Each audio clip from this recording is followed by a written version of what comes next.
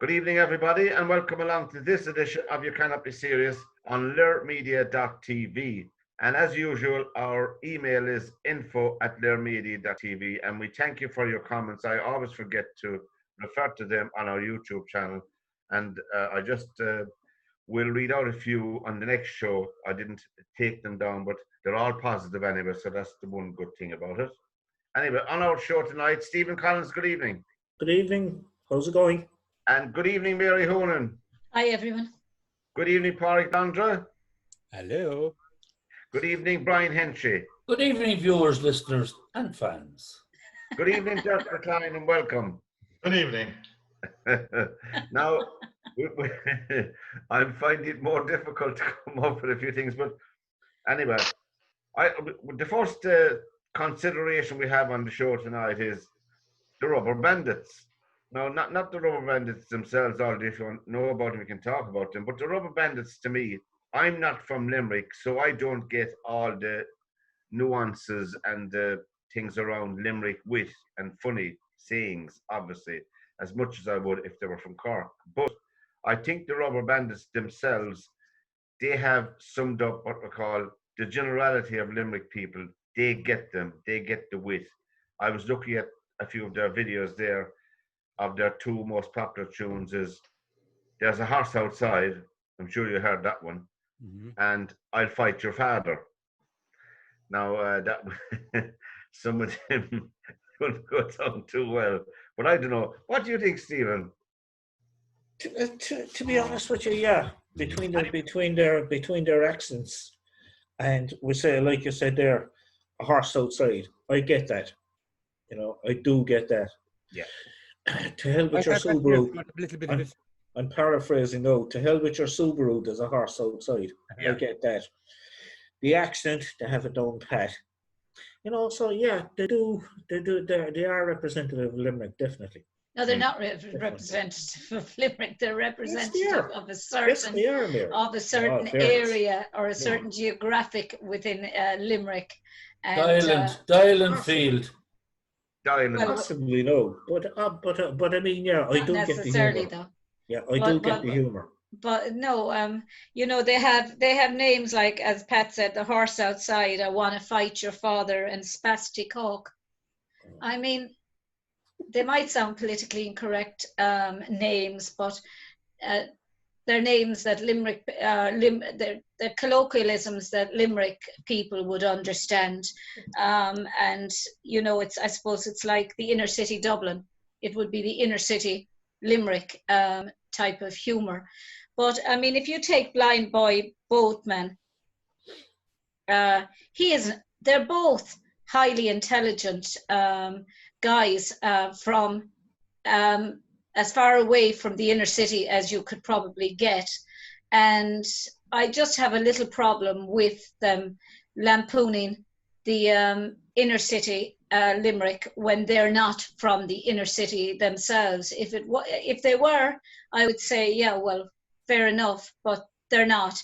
And they're college educated. And Blind Boy Boatman is an incredibly intelligent guy. He's been on the Late Late Show a few times talking about subjects like depression and about philosophy and also about psychology. He studied psychology in college, and do you know, he said they use the plastic bags over their heads for a purpose. He said nobody would take any notice of them if they were in a suit and tie. They'd say, oh, well, they're just average college guys, they're college students and they're blah, blah, blah.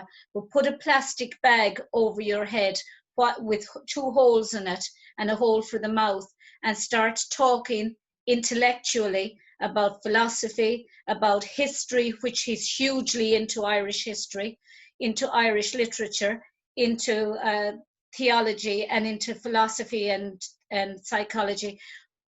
And you look at him and you think, oh my God, he's actually intelligent. So, I mean, intelligence doesn't have a geographics. There's lots of intelligent people come from the inner city and from poor areas. But it just shows exactly how we stereotype people and how we say, oh, if they've got a plastic bag, or if they've got a Limerick accent, a strong Limerick accent or a strong Dublin accent, they can't be intelligent. So it's actually a very intelligent ploy that he did. He goes on all the time talking about the most in-depth and deep conversations with that bag over his head.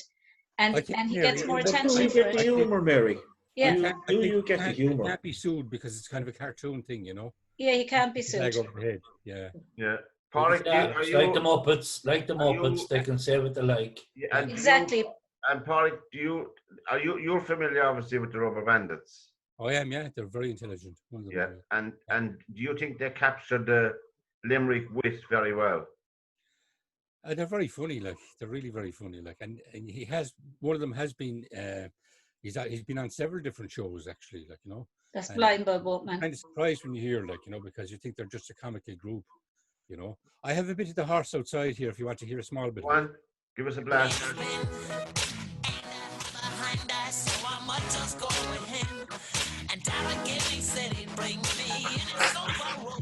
So what the fuck would make you think I'd wanna go with you? I say, fuck your Honda Civic, there's a horse outside. Fuck your Subaru, I have a horse outside. Fuck your Mitsubishi, there's a horse outside. Yeah. Yeah. And Brian, what do you think of that? Do you like the Rubber Bandits? Look, I mean, the one thing they have in their favour is that their wardrobe doesn't cost an awful lot. They can go into any supermarket in the country for 15 cents and they're ready to go. Like, they advertise different crowds. Tesco was one time. But the Island Field. They do the Island Field. I'm from Dingland. I'm from Dylan. Going to Dingland tomorrow. Pay no one. You know, that kind of that's where it comes from. But the two lads, they went to Art Scullery. Dave Chambers is at this stage is Blind Boy. Blind Boy's name is Dave Chambers, and the other lad's name is Bob McGlynn. And Bob McGlynn's mother is the choreographer Geraldine McGlynn, who choreographed our Tops of the Town show in 1984 that got to the Gaiety final. She's a remarkable choreographer and drama teacher. So, you know, he's grown up with that and very intelligent. And remember, lads, what made them was YouTube. What made them was YouTube. They have 89,000 subscribers, not viewed, subscribers on YouTube alone. And they have fair play. And like, Mary, you made a point there about denigrating or whatever it is a certain part of Limerick. I mean, if every comedian in the world stuck to their own area, we wouldn't have very much comedy. Well, that's true, but, you know, I mean, one thing that I noticed, that they're wearing plastic bags over their head, and the plastic bags that they're wearing are not Limerick. And I would like if they were actually, they said that they like to stay, they're not going for the big major retailers' bags at all, that they're using small retailers, but it was a Dublin retailer, small retailer that they had. That would be practical, that'd be sponsorship. Dirk, what do you think? Are you into the Rubber Bandits? Well, see now, Pat, the story with them now is if they would be from Dublin, they would be from talking like Dublin 15 and stuff like that. But the thing with them is they're actually not that funny anymore. They're not. They I love the way a Dutchman takes off a Dublin accent. But they used what to be area funny. of Dublin was that? Are you an Dublin 15, Brian. 15. Dublin 15. Are you an outsider or a south That's a story. No, but the thing with the Rubber Bandits, they started off quite funny, and then they started to take themselves a bit too serious, I find. Because even with the Blind Boy, whatever his name is, fair enough, if he wants to talk about depression and stuff like that, I mean, do it in your own thing. Don't do it in the plastic bag. Don't do it as a comedy act, because it takes away from the message. You think so, Dirk? I don't. No, I know so, because if I see somebody talking in a plastic bag to me, with the plastic bag was that. But doesn't it say an awful lot about us as society that when we look at the plastic bag over his head, we say to ourselves, "Oh, this guy has a lot of brain in his head." He wears a Tesco bag over his head. Yeah. I mean, as a comedy act, that works, but not if you want to have a serious message. Be yourself. Yeah, Be I know, yourself. but I think his Don't be point. put on a mask. Because people who are depressed, they put on a mask already. So why would you emphasize that? But I don't get that. people, it's kind of. I suppose his background as well would be art and I mean, and that. that's all fair enough, and I appreciate that you want to do that. But why as act as Robert Bender? Why not as himself as David Chambers? I think because That's a fair that's a point. good point. But I think his idea was, and he said it, if I came on with a suit and a shirt and tie, I'd be just another ordinary person talking. No, not Whereas really, because judge me because I have the plastic bag. no, and he has made his name. He has made his name with the Robert Bandits, and he should have capitalized on that, and then he should have built on that. It's like Basil Fawlty, like John Cleese going in as Basil Fawlty talk about suicide. That doesn't work either. So I mean, there's a time and place. There is, yeah. There's fors and against. Yeah. But they latched on to a gimmick, lads. They latched on to a gimmick. They can't be sued. That's what I think it is. There's a certain amount of That's that. a very good point, Paraig. Depending on how far they go, I suppose. Yeah, sorry, Brian. No, it depends on how far they go as far as being sued. I mean, we've said here loads of times on this program about the likes of the Muppets and South Park and those kind of people getting away with what they get away with. Yeah. But they probably you only get away with it to a certain extent. Yeah. No, I mean, if Podge and Rog said, no matter what Podge and Rog would say, or Mr. Blobby when he was around, they got away with it because they were a cartoon character. You can't sue a cartoon character. The one thing I would like about the Bandits now, and I saw it at the end of the thing I read about them today, is that their genre, they call it "See You Next Tuesday"ism. Yeah. Yeah. That's I hate that word. Yeah, I do too, Brian. Vengeance, but they call themselves "See You Next Tuesday"ism. That's what they are. That's they called sarcasm or yeah.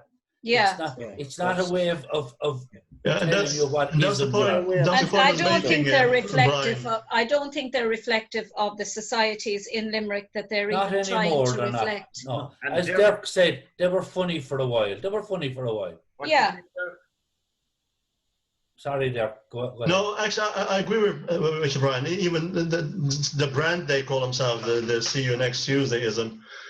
You can't use that then and then start talking about serious stuff like depression. Yeah. And it takes away to me. No matter how intelligent he is. Yeah, it makes a show of it. Well, Ryan Tubridy said to him there that night, he said, "You're an incredibly intelligent guy." And he said, "Well, thank you, Ryan." But he said, "Would anybody even listen to me if I came on here without the bag over my head?"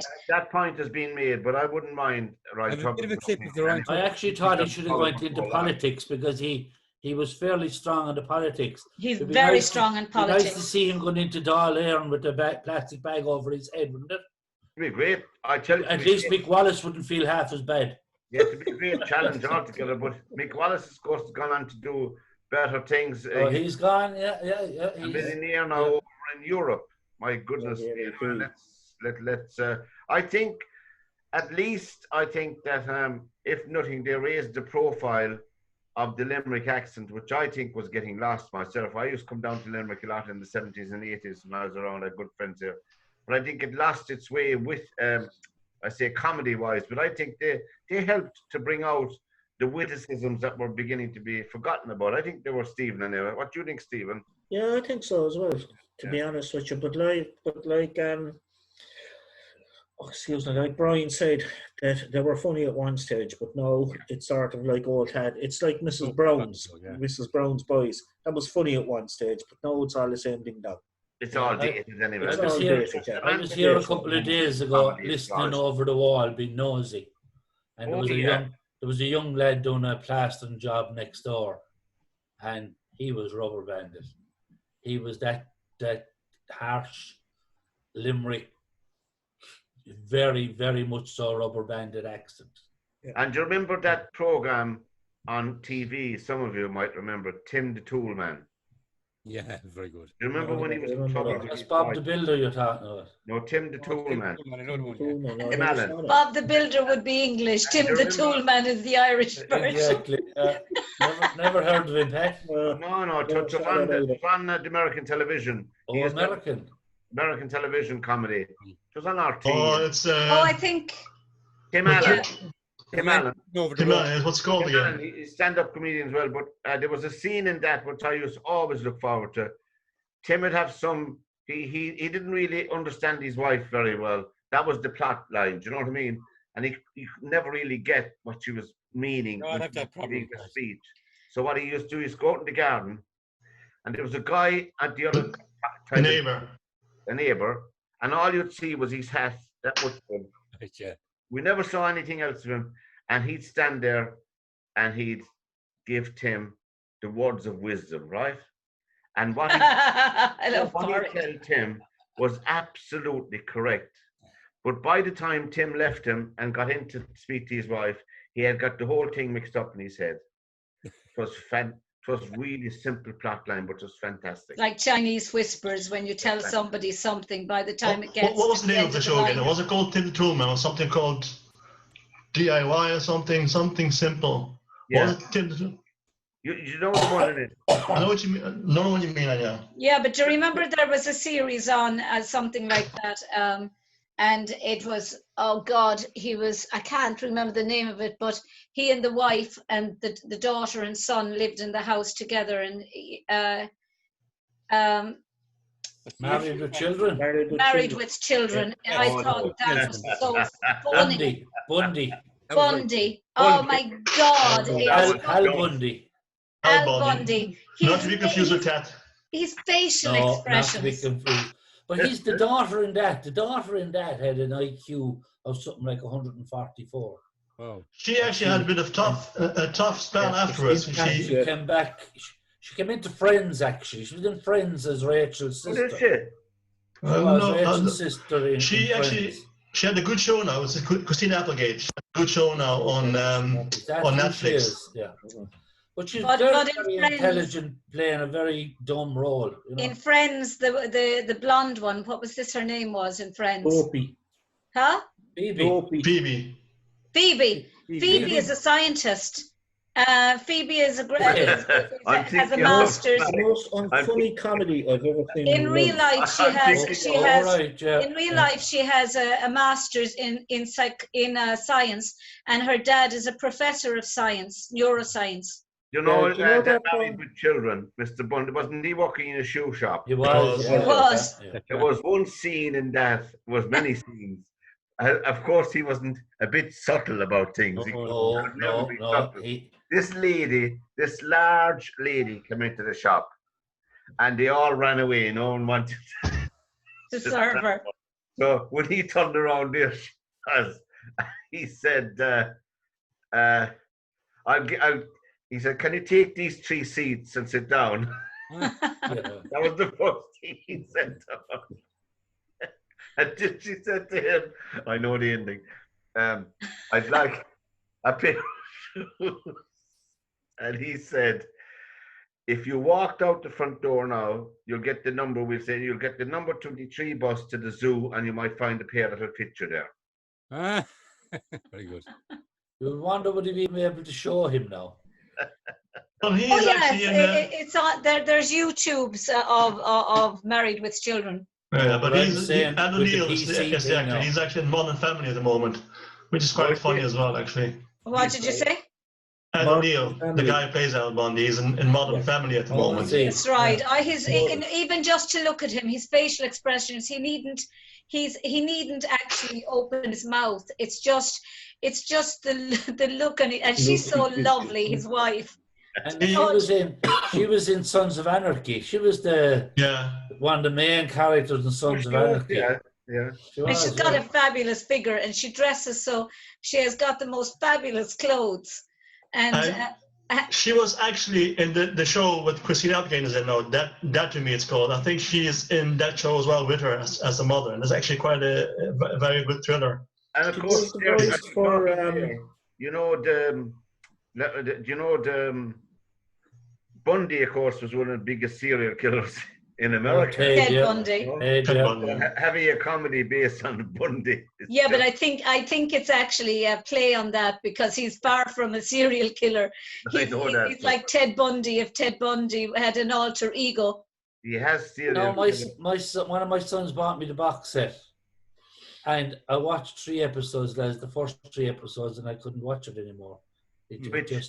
It was of Married with Children. After the first 3 episodes, didn't do it for me anymore.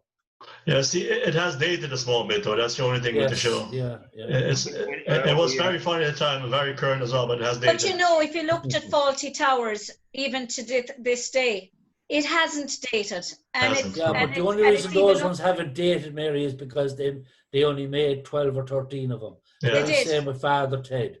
Yeah. If you overdo it, yeah. But Fawlty even Towers, Father if Ted. you looked at To the Manor Born, Keeping Up Appearances, The Good Life, what you call Only Fools and Horses, they're all of their time, but they seem to be of every time. Yes. Because you can still laugh at Del Boy going through the bar. Stay cool, Trigger. Stay That's cool. right, sure, yeah. Or what about Batman and Robin? Yeah. Batman and Robin. The And the chandelier. The chandelier you know has to be. it's going to fall. You And know every time it's you going watch to the fall. chandelier, you're hoping it's not going to fall. You Oh, know yeah. it's going to. You know Yeah. he's at the wrong chandelier. But the power with Only Fools and Horses. Anyway, Sorry? Sorry. The power with only Fools and Horses, they could even make a very sad subject quite funny, because I remember there's one episode where Rodney's wife, she loses the baby. and Del Boy tells Rodney, listen, you have to be strong for her now, okay? You have to be the man of the house. Be strong for her. Then they go in the hospital room, and the first thing Del started crying like a little girl, like, oh, I'm so sorry. I know. It's And when very he sad, did but it makes it funny. And when they had the baby, finally, and he said, "What are you calling him?" And he said, "Damien." And then No, Damien, yeah. you had the Omen music. Yeah. Anyway, You Cannot Be Serious is the program on lyricmedia.tv. You Cannot Be Serious. Presented by Pat Barry and panel. 10 p.m. to 1 a.m. Monday through Friday. Wherever you are, we're here. You cannot be serious. That music in my head now tonight. No, info at lyricmedia.tv is You ought our. to show them up at Santry. We're here, yeah, I think it's a little message there. I think it's fairly direct, but we don't mind that. Now, Yeah. another Have Muppets in the government now as well, haven't we? question we're posing for us, our consideration tonight is, I know it's difficult, your favorite Irish actor of all time. And it is, when I say Irish actor that was born in Ireland, he or she need not necessarily be living now in Ireland, but they were born here. Richard Harris from Limerick. Preferably from Limerick. Richard Harris. Stephen, what about you? Have you given some thought to this? There's so many. I've actually got 3. You One have? one is an older one. I don't know if anyone would remember. Cyril Cusack. Oh, yeah. Yes, Yeah, of course we do. he was a Great. very, very good actor. Sinead Great was actor. after Sinead, Yeah. yeah. Of course, you got Brendan Gleeson then as well. Yeah. Terrific actor. He can play straight, and you've seen him in the Garda as well. He did a fabulous job of that. He really Yeah, did. yeah, very good. Just for the one-liners and for his John deadpan Keane face. He was was with him. saying, And they're supposed to be making a film about Trump, and he's supposed to be playing Trump in it. Yeah, it's And- in Japan, as I say. Yeah, he'd be very he was good. he was a brilliant actor as That's well. Trump. Yeah, And he has when the hair played- anyway. He played the general. And you played Churchill. Yeah, and he played He Churchill did, as yeah. well. He did, yeah. Well, that, And of course, Liam Neeson. Huh? Yeah. Liam He Neeson stole was mine. Go very, away, very good Stephen actor. Collins.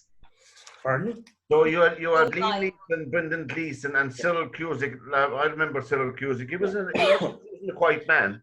Do you ever remember was, him? he was. Do you ever remember him in The Day of the Jackal? I do. Yeah, do you remember his cameo in that with Edward Fox, Yeah. where he was designing the gun for him. That was terrific. Oh yes, that's Really right. was very, very good job. He was a great character actor. Now, Mary, I know, apart from Liam Neeson, Mary, who had you in mind? Well, Liam Neeson would top any. Just because he played Schindler. Will you way out of it? Will you? No. It was because he's just magnificent. As I said in another episode, I was an extra in the Michael Collins movie, and he was, he was spectacular. He's even bigger in real life than he is. But I also love, as an actor, I love Richard Harris. Not because he's from Limerick, but my God, his role in the field, he just completely took over that role. He just when he went for the audition, he went in full costume, beard. He went as he was in the field. He turned up at the audition. They didn't know what was coming in. They didn't know it was Richard Harris. They didn't know he was going for the role. They thought he was a down and out, turning up for an audition, and the rest is history. And I think Ray McNally in My Left Foot, I have no idea to this day how Ray McNally wasn't nominated or awarded an Oscar for that performance. They made a sequel to that, Mary. I know. But I know. But the thing is, he was just spectacular in it. Just spectacular. You're nominating, obviously, your man, I forget his name, Ray McNally. Yeah, Ray McNally, Liam Neeson, and Richard Harris. And Paraig, does anyone stand out for you? I would have gone for Richard Harris again. Yeah. He's from Limerick. Let me see now. No, be a good yank. No, be a good yank and go home. Yes. Maureen right. O'Hara, of course. Oh, yes. Oh, yeah, Maureen O'Hara, yeah. And you mentioned Sir Cusack. Well, that's two in a way. That's two. Frank Kelly, of course. Comedian. Who? Frank Kelly. Fabulous actor and been around a long time. Yes. And Dirk, who stands out for you? All-time Irish favourite actor is actually Stephen Ray, because he's so versatile. The man can play anything. And I recently saw a play on the BBC, actually a part of the play. I forget the name now, but it was about the troubles in the north, and it was just a one-man show really. There were people coming in and out, but just he was telling a story, and it was just so powerful. It was very funny at the start, and at the end it twisted. It was as if it hit you in the gut. Like, it was really a very powerful drama. But I liked him in a movie called Citizen X. I don't know if you ever heard of that movie. It's about the Russian serial killer. I did. I remember that. It's such a powerful story as well. And now, another actor, and you might not agree with me, but I think he's underrated quite a bit, because I don't think people see him as a serious actor, but he is Pat Shore.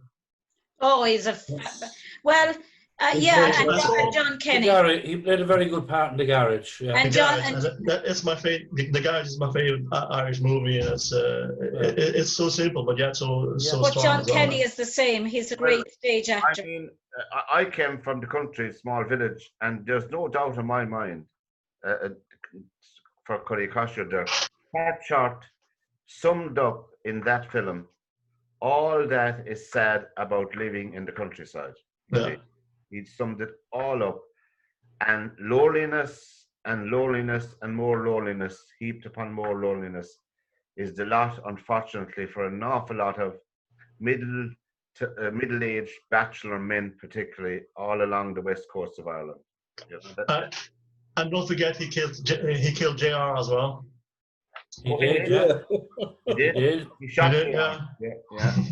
Can I just also add, sorry if you don't mind, Can I also not forget Oh, no, I'm to sorry, Mary. Hang on. Didn't he confess to Father Ted? Father, I killed a man. And Father Ted said to him, I'll come back to you later. We have a television interview to do. Do you remember that? Pat, can I just not fail to acknowledge Hugh O'Connor, who's an Irish actor and writer and director. In 2020, he was listed as number 49 on the Irish Times list of Ireland's greatest film actors. He was the young Christy Brown in My Left Foot. Right. I mean, that was just... left. Sorry.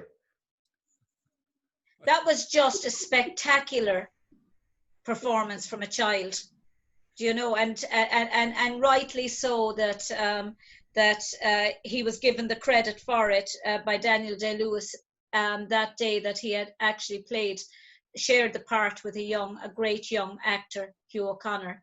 And, you know, he's gone on to be a great director and actor in his own right. You know, and actually, can I mention one more actor? Oh, Jesus Christ, there's got to be none left for me again. No, it will be. You probably don't know his name. I saw him yesterday actually in Dunkirk as a young Irish actor. Wasn't he amazing? I didn't realise you were in France yesterday, were you, Dirk? Barry Keoghan. Barry Keoghan. Dunkirk. Dunkirk. Yeah. Barry Keoghan was interviewed there recently. He was on that brilliant film, Pat. He was on that series with do you know she goes to people's houses and stays overnight in their homes? Or she stays for a few days. Lucy Kennedy went and she stayed with Barry Keoghan and his girlfriend. Such a down-to-earth, normal young lad, and you really want him to be a success, and you really want him to stay as unspoilt as he is. He looks anything but an actor, and he's typecast always as a villain or. One, two. Can no idea what Paraig's doing. Hello, I'm had to get in here. It's very hard. Go. You're checking it all over. No, I was going to talk about Father Ted again. Do you know the episode where where he was driving the truck and all the dung came outside? Milk truck. It was very funny. Oh, Pat Mustard. Yeah. Oh yes, I remember it now. And Brian, is there anything left for you? You want to belt away there, buddy? No one mentioned our two Oscar-winning actor, Daniel Day-Lewis. He wasn't born in Ireland. He's an Irish. He's English. No, he was born. He was Irish English. He's Irish English. No, he was born in London or somewhere. He's born in England. I googled it. But Christy Brown went into the pub one day to have a game of darts, and they put 3 darts into his mouth and threw the board at him.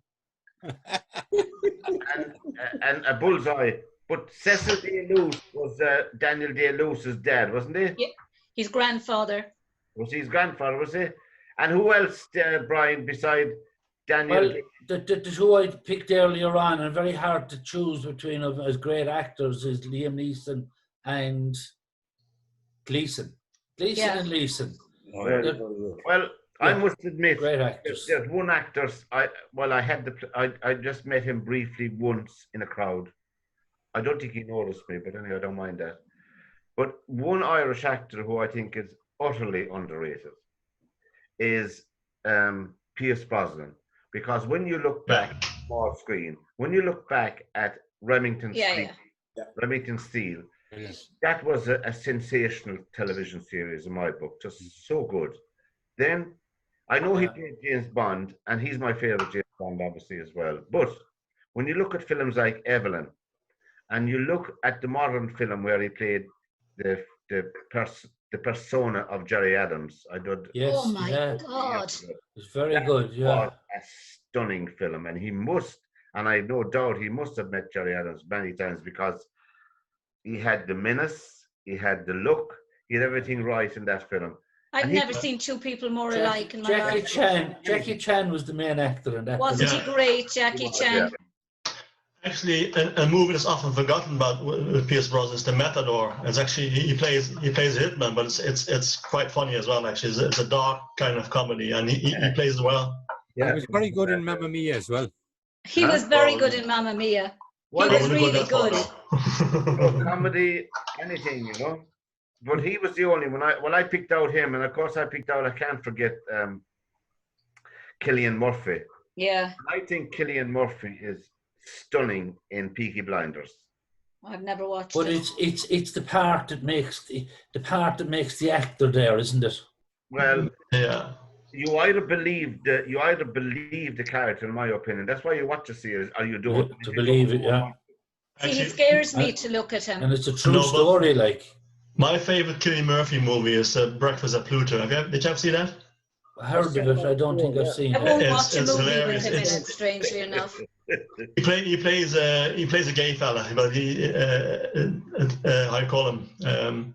Yeah, he's very camp in it, and but it's set in the 1970s and during the Troubles as well. Like, but he plays it perfectly. And Watch does it it. remind you, Dirk, of Priscilla, the Queen of the Desert? Yeah, Yeah. but that was That was but Pat, I think, to be honest with you, Pierce Brosnan was the greatest for me. Not Yeah. because he was Irish, but to me he epitomized Bond. He was everything that Bond should be. Yeah, he was actually, yeah. Everyone else was almost there. I mean, Roger Moore was very, very, very, very close, and so was but I mean Connery, Connery. and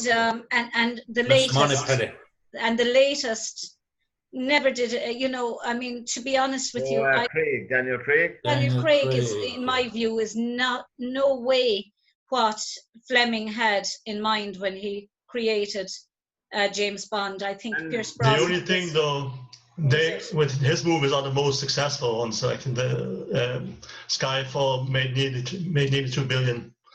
Yeah, So but when you look at them, you think of tall, dark, and handsome and suave. But when you look at and that's Pierce Brosnan. When you look at the Bond movies of Sean Connery and the ones of Daniel Craig, you know, you can't compare them because they're of their time. Yeah. But I think, they made more money. But I think myself, Pierce Brosnan was the man. What do you think, Stephen? As we're talking about Bond. Yeah, well, to be honest with you, I think my favourite Bond was definitely Roger Moore, because he epitomised an Englishman, you know. And he have a... Well, Brosnan did that as well, though. Brosnan, yeah, he did. He did it as well as Moore.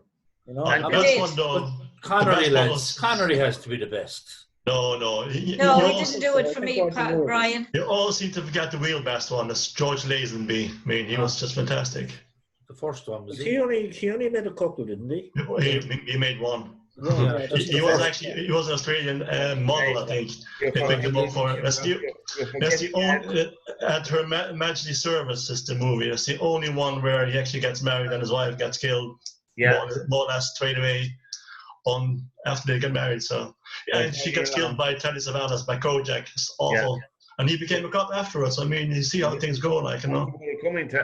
But take anyone into the police force. David Niven in Casino Royale. That's right. Yeah, he did. Yeah. But the thing about great actors, lads, and it's like everything in life. It's about being at the right place at the right time and given the right role.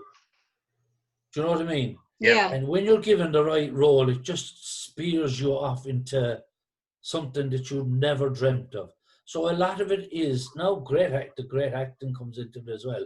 But being in the right place at the right time is true, Brian. The very first person to be thought of for Gone with the Wind was Lucille Ball. You're too close to the mic, I'd say, Mary. They thought of Lucille Ball for Gone with the Wind. She was absolutely stunning. And some or other they gave it to Vivian Leigh. And could you imagine anyone being better than Vivian Leigh as Scarlett O'Hara? I couldn't. Right place, the right time. Yeah. Thinking about Gone with the Wind, we only have one actor left, Olivia de Havilland, still alive from that. She's 104. Was it today or yesterday? Today. Somebody said as well that instead of Clark Gable, they were thinking about Ronald Reagan. Yeah. Oh, yeah. He was up for the But part. he went in for the interview then and what have you, and instead of saying, frankly, my dear, I don't give a damn, he said, He frankly, did. my damn, I don't give a dear. Very good. Yeah. And What's his name? Al Pacino. He was supposed to play Han Solo in Star Wars, and he said no to it, and he still regrets that today. Yeah, like, you know, that he didn't go for that franchise. Yeah, but Ray Fiennes got down to the last two to play James Bond. He was living up in the north somewhere, and he he'd have made needed a money. great Bond. He needed money for an exhibition he wanted to go on, and they paid for his. He saw this thing for Bond, and he applied for it, and they paid for his fare to get him from where he was to where the interview was. But he wasn't going for the interview at all. He was going to talk to someone about an expedition he wanted to go on. But he actually got down to the last two to play James Bond without even wanting to. There is actually another Irish actor tip to play the next James Bond. It's Adrian Turner. No, I'm surprised no one mentioned him as an Irish actor because he's quite good as well. He played Poldark on the BBC, and he did this show where he played a vampire. I forget the name now. It was very good. He lived in a house with a vampire, a ghost, and a werewolf. It's like a comedy drama, but it's very good. He's a great actor as well, and I think he has a great future ahead of him as well. Adrian Turner is very versatile. That's true. Yeah, that's true. Yeah. You Cannot Be Serious is the program on lyric-media.tv. We won't get agreement, but there's some fine actors all mentioned there in the show. info@lyric-media.tv. You Cannot Be Serious. Presented by Pat Barry and panel. 10 p.m. to 1 a.m. Monday through Friday. Now, wherever you are, we're here. we're asking the question, how many very good friends do we have? And I suppose she's leaving someone in the door. Anyway. No more. Anything can happen. And we're asking the question. Leave her alone. On how many very good friends do we have? Got me thinking about today because I had to go up to Shannon. I live in Shannon Town Centre, and obviously we don't have that many contacts because of the space we're in now with not visiting people and all of that kind of thing. But I ran into a very good friend of mine, and it got me thinking about it. So we sat down and we had a coffee in the town centre this morning early, and I didn't even know he had been in hospital for 3 or 4 days, because it didn't make any difference anyway, because there was nobody be able to go in to see him anyway. But that wasn't the point. He had to go into hospital. His daughter took him in, and she left him inside the hospital with no phone or nothing. He was inside for 7 days. I'm laughing at him because I was getting him on the show. He said just the worst, because you couldn't have visitors, you know, and at least if you had your phone, you could phone up someone and say hello to them. Or look at the internet. We're looking at the idea of very good friends. Not a lot of people have very good friends, and that's no reflection on anybody. It's just the way life is, I think. I don't know, I could be all wrong. I have about 8 or 9, or I consider very good friends. Then you have friends, and then you have people that you socialize with as well. That's the way I think. Maybe I'm all wrong. Stephen, what do you think? No, I think you're dead right there, because we'll say for me, I have very, very few good friends. But I think as you're growing up, people will disappear from your life. More people will come in, but there will always be that 1 or 2 that will be there all the time. And I think that they become your best friends. But like you said, we say I've made friends now on the program here. Okay, and we say I socialize with different people as well. Okay. What did Pat say there? Behave yourself. But no, very, very few. You could count them on. You're all our friend. We're all friends. We're all one big happy family. Let's all hold hands now. And contact the dead. Everybody. Brian. If Oh, you start no, singing Brian. Kumbaya, no, Oh, sorry. There just was something on my finger there. It's okay, Brian. Dirk is going away soon, and it will bring him in now. Anyway, Oh. would that be a truism to say that most of us have very good friends, but they would be small, but they'd be very good friends? What do you think? Are you asking me, Pat? Yeah. Yes. Yeah, no. You can be According people if you like. I don't mind. to Facebook, I have 900 friends, so I'm very popular. So clearly, I'm a very likable person. So everyone is my best friend, really. So you have 900 on Facebook. Yeah, so Jesus, clearly, Dirk, is that all you have? I kicked out a few. No, but I have a few what I call best friends, but they're spread all over the world at the moment. So I've got 2,084. yeah, but you paid them. I have 5,000. 2,084. I have, and 1,000 of them are the same person. So I mean, you can't count yourself as a friend, Mary. Sorry about that, but Yeah. so I've seen the names, like, you know, Yeah. Mary and whatever. They're all the same, all the same birthday. So you're not kidding me there. I have 900 genuine friends, really. That you'd see every day. Gemini. They're all Gemini, are they? All Gemini. Oh, very good. I think that's for all of us at this stage of our life. We just have a few good friends, and the rest is just we're friends then, and some acquaintances, and some people we use every once in a while for whatever reason.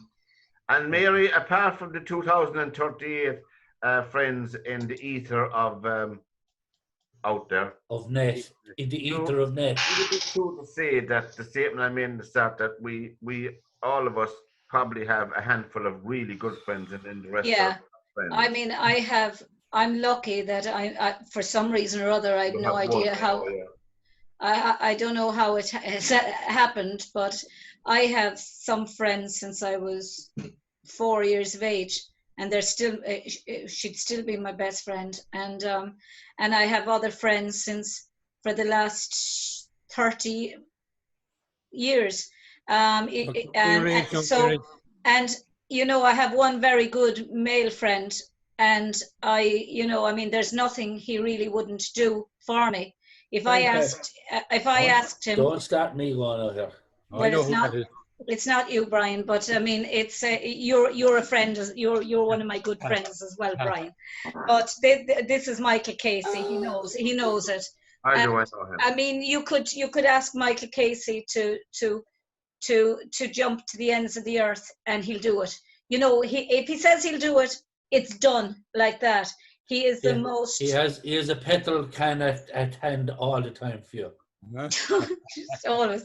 No, but you know, if Michael says he'll do something, God Almighty won't stop him doing it. He'll have it done the next day. It'll be the first thing he'll do the minute he wakes up, and he'll write it all down, and he'll have that done, and he'll torment you ringing 4 or 5 times a day to tell you, to give you updates of how he's progressed with what you asked him to do. He's, you know, and that's a rarity. Yeah. And but you know, I mean, I seem to be able to keep my friends, which is very important to me. When you're an only child, friends are very important. Yeah. And Paraig, do you think obviously it's important to have friends, and but is it true to say that you only have very, very few very close friends? Yeah, you all know Paul. Well, most of you know Paul, right? Yeah. I knew Paul when he had short pants, like myself. Yeah. You know, so he's a true friend. I have him for years and years and years, and we're always in touch with each other, maybe on a daily basis. Yeah. You know, that's good. Yeah, we went to school together as well. You know, it's just that's good. You know. Yeah, and it's good. Like, what I consider a very good friend would be somebody who you can call into without any appointment or any phone call, just call in, knock at the door, and walk in, put on the kettle. Yeah. That's what I consider.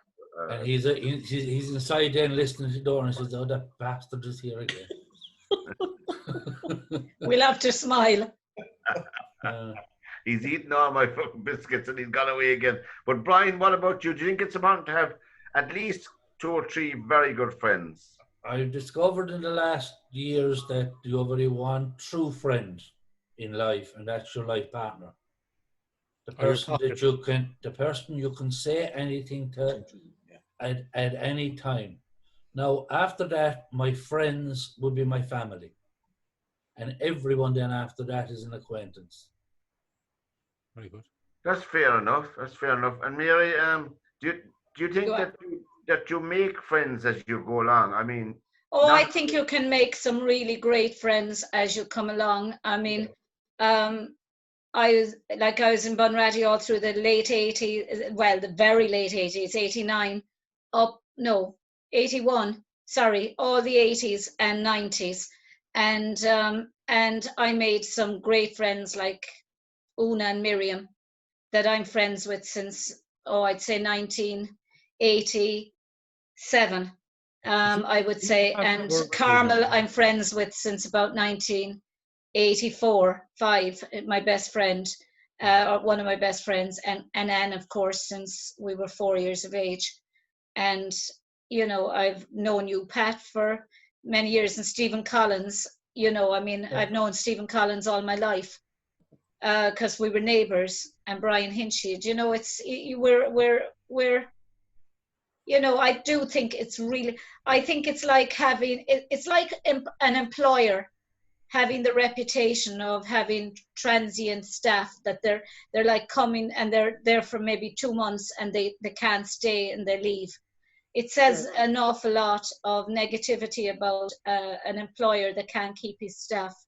I think it says a lot about a person's character when they can actually keep their friends. Yeah, but life then as well interferes, you know, because. But it does. You know, because we say a lot of the lads that I went to school with now, I lost touch with all of them. But if you met some of them tomorrow, it would be like you'd never separated, and that's the level of a true friend. I wouldn't actually say that, but I mean, I'd recognise them, they'd recognise me, but because of the age that we are now, and because of what we went through, and we've established our own, we say, family and circle and the whole lot, then I don't think you would count them as friends, and I don't think that they will count you as a friend. So that's for instance, the word friend is very vague. Yeah, and but for instance, 30 years. I spent 30 years in the same factory in Shannon. 30 years. I'm not in contact with anyone. Yeah. That I spent 30 years working with. All right. They to me they're acquaintances. They were all acquaintances. They weren't. Yeah, they weren't friends. No. Well, like for instance, my friend Anne has lived for over 30 years at one stage, 35 years in Libya, and she came back about 5 years ago. And all through the time that she was in Libya, we only saw each other maybe once a year, but we were in contact all the time. And when she'd be home, it was like as if she had never been away. We could pick up, and I could just walk into the house. I didn't see her now through the whole lockdown, and she's only living 5 minutes away from me. She's between you. She's just after where you live, Stephen. Yeah. Where you lived. And you know, and I could go down to her house, knock on the door, and just walk in, and it would be like as if I haven't been away. And that's the sign, I think, of a good friend, that you can just pick up where you left off. Yeah, I have several, quite a good few friends who I see daily, and I can't ignore their buying orders against me, and also that they call me a stalker. So, but to me, they're friends. Like, you know, the one time I ended up in jail for it. But other than that, it's supermarkets. You go to a lot of supermarkets. Supermarkets, yeah. Bushes. I spent a lot of time in bushes. I spent a lot of time in the trees as well. Did they give out you when you wanted to hold hands? Yeah. in the mortuary, is it? Yeah. Or to give out you. Best friend you'll ever have, Pat. Your pocket. Paraig, Londra. I think you're after summing it all up there. Well, the other thing is, sometimes in people's lives, there can be a catastrophic event that would, you know, get. In my case, it was when I got divorced, finally and gone. I lost an awful lot of. Well, I suppose they wouldn't be good friends, but they'd be friends. I lost an awful lot of them because of that. I'm not blaming them for that. I'm just saying the reality of my life totally changed. Yeah. But I had a few good friends before I got divorced. But when I got divorced, I lost a lot of that socializing that was taken as normal way of everyday life. Yeah. And that was all gone, you know. And people take sides as well. They either invited you or they invited me. So I wasn't invited. Eventually, I wasn't invited anymore. And that's not a criticism. That's life. You know, that's life. That's what you go through. The different phases. Huh? Stephen, don't fall off that side of the plane. Stephen, I love your backdrop. Now, are you sitting on the wing? No, that's me coming back from the Maldives. I just took a photograph out the window. He just stepped out of the plane for a second to do this program. I was wondering, is that in Shannon there. Estrie? That looks like Shannon Estrie coming in, does it? It is the Shannon Estrie, yeah. Uh-huh. He's sitting on the wing. On a wing and a prayer.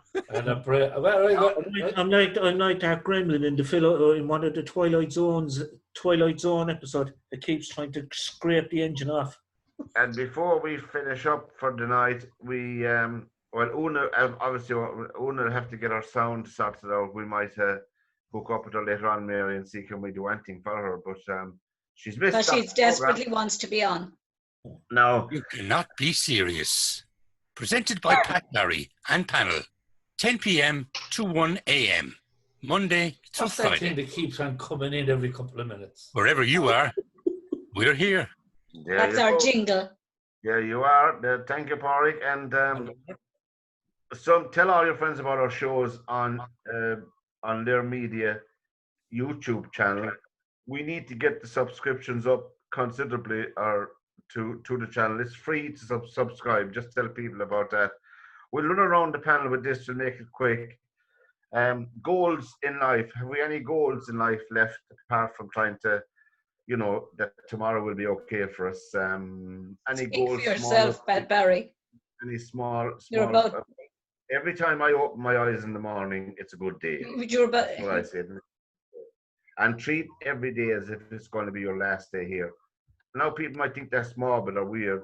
I think it's a good one. That's a goal I'd have. But Steve, Mickey Rooney said age is only an experience. Well, me, what I want to do is all the kids now that are 2 and 3, grandnieces, grandnephews, the whole lot. I want to see them grown up a bit. Those would be my goals. Because at my stage of life now, I mean, I'm 61, so you're a young fella. I'm not going to be climbing Mount Everest anytime soon. Who says you won't? Who says you won't? But, no, I think just Goes your birthday present, yeah. Keeping fans. There goes Dirk's birthday present to you. And watching the kids grow. Those would be my goals. Nepalling. Yeah. Now, Dirk, what about you? Nepalling. What about you, Dirk? Well, Stephen just blew one of my goals. Right now, I was going to climb the Mount Everest with him next year, but that's not going to happen now. So thanks, Stephen. Thanks a lot. No problem. You cast away again. Yeah, I mean, but goals. I probably have a few, but I usually make them up while I go along. So really, it's take it day by day, really. Yeah. Excellent. Yeah. And Brian, what about you? Or do you give it? The only way I'm ever going to climb Mount Everest is if they go in and level it and make a picture of it. And even then, I'd find it hard. But the thing about it is, goals, I've scored loads of them in my time. Yeah. Hundreds of goals. I heard that. I'll be checking up on you. But goals are only for the young lads. Goals are for the That young. Is so not true, Brian Hinchy. I am shocked with you. That is horrific statement. I agree with you, Brian. I agree with you. At our time in life, we should be taking it easy. Yeah. Not leaping about all over the place. And Pat summed it up there when he said that every day he wakes up as a goal. And Oh, for God's sake, and I'm that's sitting here with probably a crowd the of only goal we geriatrics. have at this stage. Sitting here And with Paraig, what geriatrics. about you? Have you a few left? Well, I think that as life goes on, your goals change, you know. A lot of my goals right now as well, I'd like to see my kids settle down, you know. Yeah. But my music career still means an awful lot to me. Yeah. Yeah. So radio. But you want to get your voice over equipment sorted first. But sure, he can't. We're in COVID-19. He has great equipment there. It's just, Now, it's Mary, just. what about you? Ian? Oh, have I'm you- forever finding goals. I'm completely opposite to. Blowing Look at the bubbles, way I he think. huffs and puffs. Sorry, Pat. Ask the question. Blowing bubbles. Pretty bubbles in I the am air. forever setting goals for myself. Every time I get up in the morning, I have a goal in life. To go to bed again that night. That's it. I want to write. Don't kill it anyway. I want to write another book, and I want to start writing fictional books. I also want to get a job lecturing in third level, but I want this station to be a huge success. Yes. And they're my goals. Well, if you want With all that, Mary. Actually, I have one big goal actually, which I want to share with you because I finished the book recently, the manuscript. Anyhow, so I want to get that I know published. you did, and you never mentioned it. You wrote it or you read it? I want to get it published. It's about the Holocaust. It's like small stories of children. I put myself in their shoes, kind of from their point of view, and It's fictional, isn't it? well, it's fictional. In a way, yeah. Based on fact. But it's based on the children are real, but I put myself In it. Yeah, no, I was Yeah. going to suggest The a boy publisher in to the you, striped but pajamas. I was, But yeah.